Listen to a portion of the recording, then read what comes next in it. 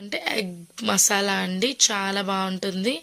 ముందుగా ఓ బౌల్ తీసుకొని అందులోకి మిరియాలు, ఇలాచి, చిన్న దాల్చిన చెక్క ముక్క, సోంపు, జీలకర్ర వేసుకొని ఇది మసాలా కండి చాలా బాగుంటుంది. ఒకసారి ప్రిపేర్ చేయండి. కొంచెం ధనియాలు, వెల్లుల్లి రెబ్బలు, ఎండుమిర్చి వేసి బాగా మిక్స్ చేసి పౌడర్ చేయండి.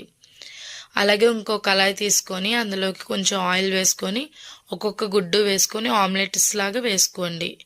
కొంచెం కారం, ఉప్పు వేసుకొని రివర్స్ చేయండి.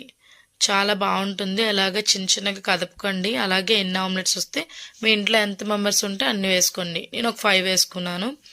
అలాగే వెడల్పుగా ఉన్న ప్యాన్ తీసుకోండి. అందులోకి సన్నగా పొడవుగా తరిగి పెట్టుకున్న ఉల్లిపాయలు వేసుకొని కొంచెం కరివేపాకు, అలాగే కొంచెం ఉప్పు, కారం, పసుపు, ధనియాల పౌడర్ వేసి బాగా మిక్స్ చేయండి.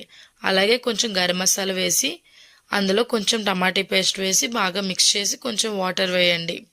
వాటర్ అడుగంటకుండా ఉంటుంది. కొంచెం వేసుకొని అందులోనే కొంచెం ఆమ్లెట్స్ ఉంటాయి కదా, ఒక్కొక్కటిగా వేర్చుకొని రివర్స్ చేయండి.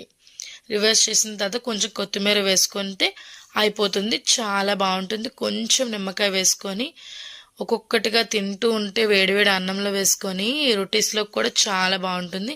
ఒకసారి ట్రై చేసి ఎలాగుందో చెప్పండి. బ్యాచిలర్స్ కానీ లేకపోతే లంచ్ బాక్స్ కానీ చాలా బాగుంటుంది. చాలా ఈజీగా అయిపోతుంది.